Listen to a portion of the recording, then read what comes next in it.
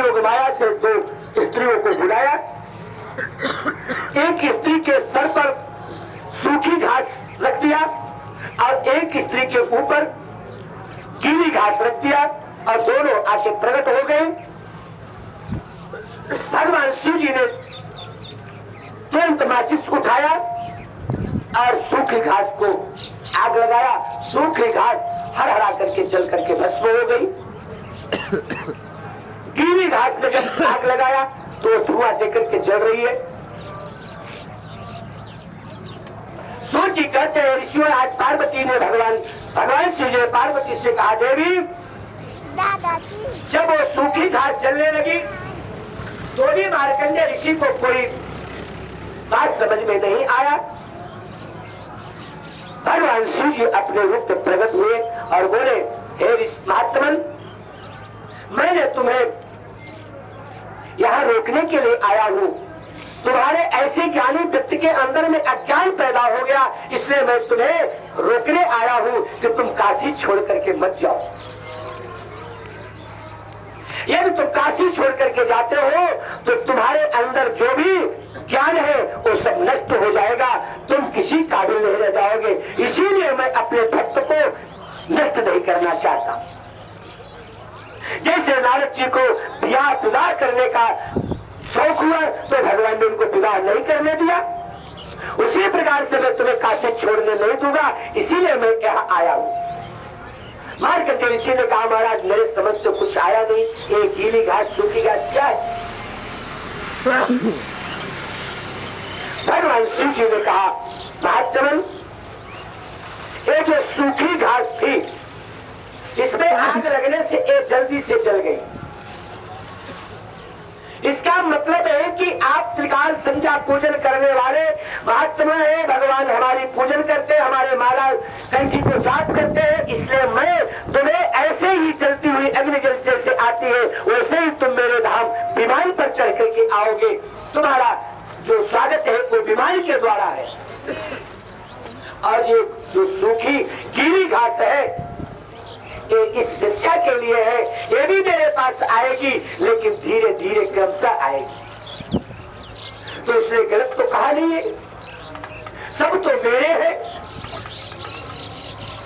बाबा शिव जी ने कहा, इसी प्रकार से मार्कंडेय ऋषि को थोड़ा आनंद आया और वो अपना दंड कमंडल लेकर के पुनः वापस अपने काशी में प्रवेश किया। भगवान शिव जी कहते हैं कि ये संसार भगवान का है। भगवान नारायण कहते हैं कि सब कौम यही उपजाए,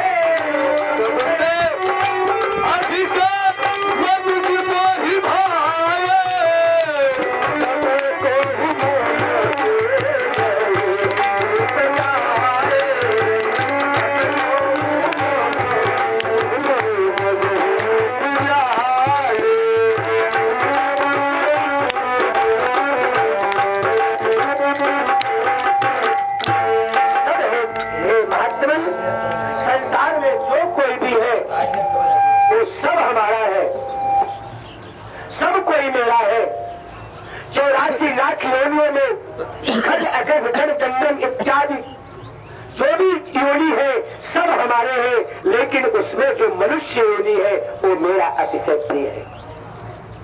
क्योंकि इस जो मनुष्य योनि है इसमें चैतन्यता है।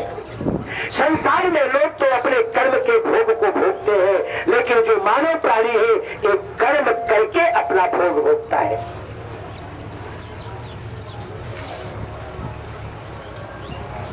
और मानव जीवन पा करके यदि महात्मन उस पशु का काम करना शुरू कर दे तो फिर उसको मानव कहोगे? खाना तो पशु भी जानते हैं, सोना पशु भी जानते हैं, डोल डाल करना पशु भी जानते हैं, भोग भी करना पुरुष पशु जानते हैं, बच्चा भी पैदा करता पशु जानते हैं। बस एक ही अंतर है कि जो हमारे अंदर में चैतन्यता है, जानकारी है कि हमें किसके साथ में कैसा व्यवहार करना चाहिए, ये चैतन्यता खाली मानव जीवन में है, अन्यथा किसी में नहीं है। भगवान शिव जी कहते हैं कि मैंने तुम्हें अच्छा कथा सुनाया और उस कथा से मार्कंडेय ऋषि को बड़ा आनंद प्राप्त हुआ और आनंद लेकर के उन्होंने अपने आश्रम में प्रस्थान किए। इसी प्रकार से कहते हैं, शिव जी कहते हैं देवी मैं तुमको, ब्रह्मा जी कहते हैं कि श्वेतामृतम सर्वे समाराह में तत्परा शिव पूजा मानुषम जन्म संभ्राया दुर्लभम सर्वजन्मसु तत्रापि सत्पुष्पे देवा शापो च मुनीश्वरा। ब्रह्मा जी कहते हैं सभी देवता ऋषियों और सुनिए, प्रसन्नता पूर्वक आपसे शिव पूजन की उस विधि का वर्णन करने जा रहा हूँ जो भोग और मोक्ष देने वाली दोनों है। हे देवों के देव मुनीश्वर, सभी जीव जंतुओं में मनुष्य का जन्म प्राप्त करना दुर्लभ है, उसमें भी उत्तम कुल में जन्म लेना तो अत्यंत दुर्लभ है। उत्तम कुल में सदाचारी ब्रह्मचारी यहाँ जन्म लेना अच्छे पुण्य से ही संभव है। इसी प्रकार सदाशिव प्रसन्नता के लिए सदैव सर्वाश्रम विवाहित कर्म करते रहना चाहिए और जिस जात के लिए जो जो सत्कर्म बताया गया है उसको करना चाहिए। भगवान शिव जी ने कहा देवी, इसी प्रकार से त्रेता युग में भगवान राम जी भी अयोध्यापुरी में आए और 60,000 वर्ष के बाद में जब महाराज दशरथ को पुत्र नहीं होते थे तो व्याकुल होते थे। ऐसे राजा थे कि सुरपति बसे ही गांव बन जाके नरपत रहे आसतन राखे, ऐसे थे। ऐसे विजयशाली सम्राट महाराज दशरथ व्याकुल रहा करते थे। तो जब समय आता है तो मन और बुद्धि भी उज्जवल हो जाती है और मन जो है वहां जाने का प्रेरित करता है। सोच कहते हैं शिव, आज भगवान शिव जी ने परम पवित्र कथा पार्वती जी मैया को सुना रहे हैं कि हे देवी, जिसके ऊपर भगवान की कृपा होती है उसका मन और वाणी पवित्र हो जाता है, उसका मन भी पवित्र हो जाता है और उसका वाणी भी पवित्र हो जाता है। वो कभी किसी को असत्य भाषा प्रयोग नहीं करता, वो भगवत में उसकी वाणी हो जाती है और भगवत में उसका आत्मा हो जाता है। प्रेम से बोलो जय श्री कृष्ण।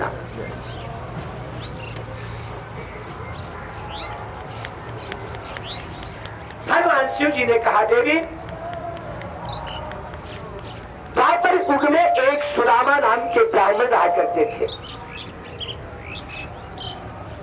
वो भगवान के श्री कृष्ण के मित्र थे और मित्रता में उन्होंने इतना मित्र थे कि भगवान के सिवा किसी को जानते नहीं थे। पार्वती मैया ने कहा प्रभु महादेव, ये जो प्रसन्न प्रसन्न कह रहे हैं इसको सुन करके मेरे मन में एकदम उतावलापन आ रहा है। आप इसको यथार्थ पूर्वक विस्तार से मुझे सुनाइए। प्रेम से बोलो जय श्री कृष्ण। शिव जी कहते हैं शिव, आज भगवान शिव जी पार्वती से कहते हैं देवी, सुदामा नाम का ब्राह्मण है जो कि भगवान के परम प्रिय सखा है। भगवान शिव जी, भगवान श्री कृष्ण और सुदामा एक साथ रहा करते हैं। कई सखा है, बाकी कथा आपको जानते ही है कि जेल में उनका जन्म हुआ। कंस के द्वारा सताई हुई देवकी के 8वें पुत्र से मरने की आशंका से उसने उनको दोनों को बंदी बना लिया और जेल में डाल दिया। जेल में भगवान का जन्म हुआ। वसुदेव जी महाराज लेकर के रात्रि नंद बाबा के यहां जाकर के उनको, रोहिणी के गर्भ में कन्या थी, यशोदा के गर्भ में कन्या, घर में कन्या थी, उसको लेकर के और भगवान कन्हैया जी को छोड़ करके चले आए। मां पार्वती कहती है प्रभु महादेव ये बताओ कि कोई किसी का पुत्र और कोई किसी की पुत्री लेकर के इधर का उधर कर दे, ये कैसा हो सकता है? सूर्य जी कहते हैं शिव, भगवान शिव जी ने कहा देवी वो कोई किसी में अलग नहीं था। ये जो कन्या थी भगवान श्री कृष्ण की बहन थी। योग माया के द्वारा वो वहां पे आई थी और इधर जब उनका जन्म हुआ तो उनका जन्म हुआ और भगवान श्री कृष्ण को लेकर के वसुदेव जी अंधेरे रात में भगवान का जब जन्म हुआ तो सब खुल गया, सारे द्वार खुल गए। जन्म में है कृष्ण भगवान जेल दर ज्ञान मुरलिया वाले खुल गए।